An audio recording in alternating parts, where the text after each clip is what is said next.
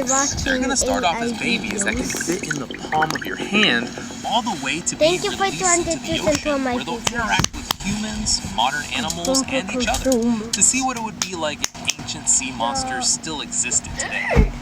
There are going to be 4 different sea monsters in this group. Let's keep the Bony skin. right.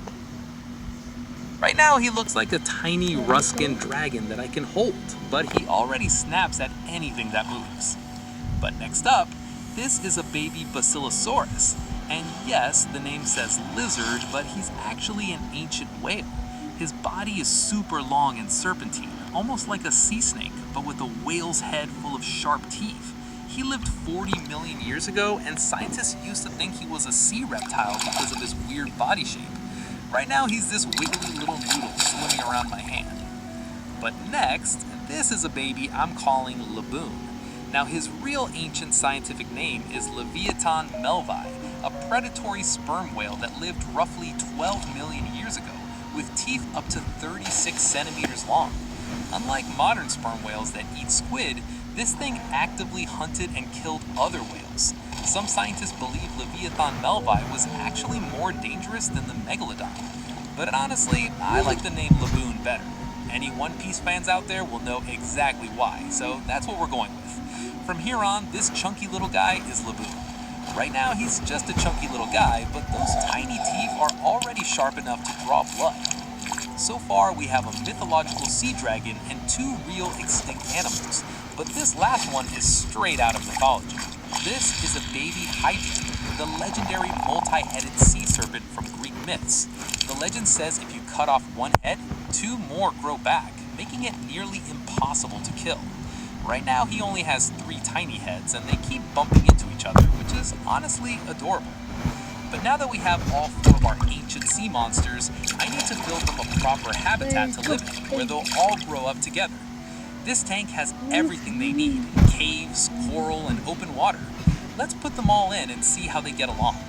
The tank has plenty of room, caves for hiding, plant life so it feels natural, and I even added a small shipwreck at the bottom to see if any of them would claim it as territory.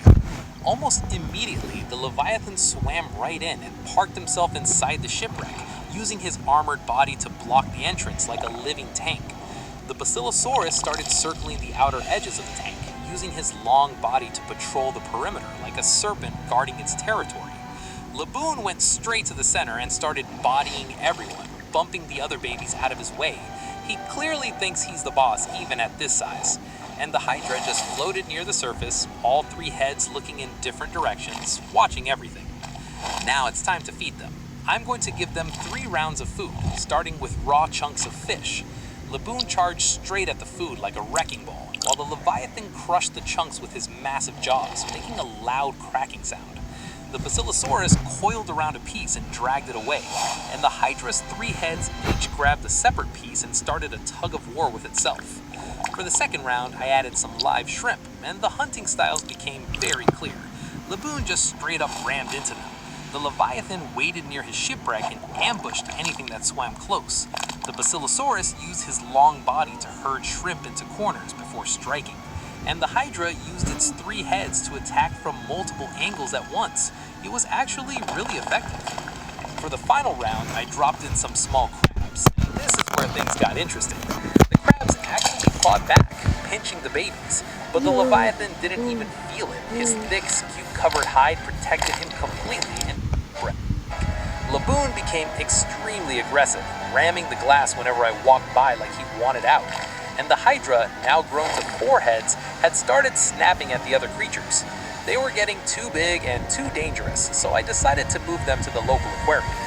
They're now living in a community tank 50 times the size of their original habitat, alongside other aquatic animals like sharks, rays, groupers, and sea turtles, many of which are still larger than them. Immediately, the sea monsters became the biggest attraction.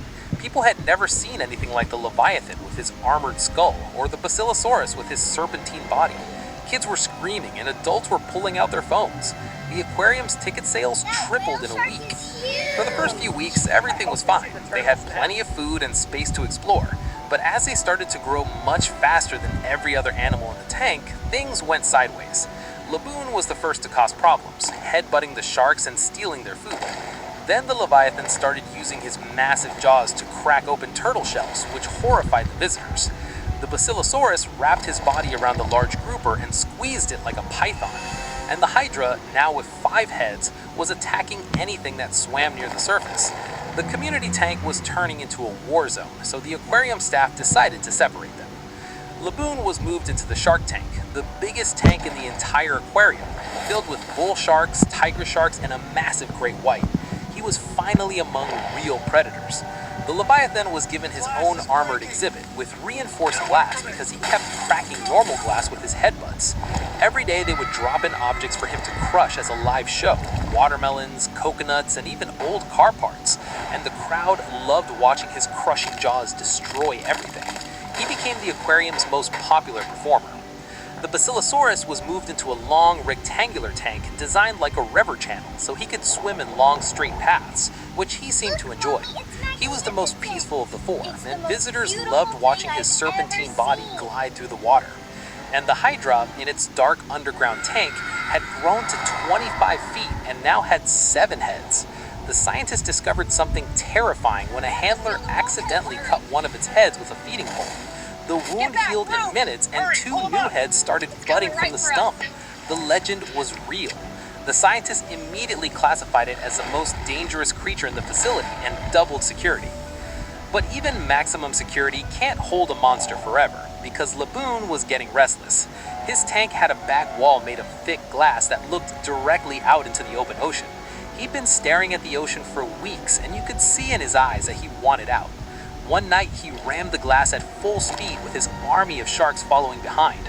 The glass shattered, and Laboon, now over 25 feet long, with a massive army of sharks, burst into the open ocean. He charged at Leviathan, wanting to establish dominance over his old rival. But the Leviathan wasn't the same baby Laboon had bullied in the tank. His armor was now nearly impenetrable. Laboon bit down hard, but his teeth couldn't pierce the Leviathan's armored skull. The Leviathan countered by clamping his massive serrated jaws onto Laboon's fin, tearing a chunk off. Both backed off injured and went their separate ways. But the Leviathan was now alone, while Laboon had an army. Meanwhile, the Basilosaurus had swum to warmer, shallow waters near a tropical coast, where he started hunting dolphins and sea lions with his serpentine ambush style. He would hide in kelp forest and strike from below, wrapping his long body around prey before they could escape. Local fishermen started reporting a sea serpent in the waters, and some villages began to worship it. They left offerings of fish at the shore, and in return, the Basilosaurus didn't attack their boats. A strange alliance was forming between the serpentine whale and the coastal villagers. Meanwhile, Laboon was on a rampage. His shark army had grown to over 100. They attacked everything: fishing boats, cargo ships, even a small Coast Guard vessel.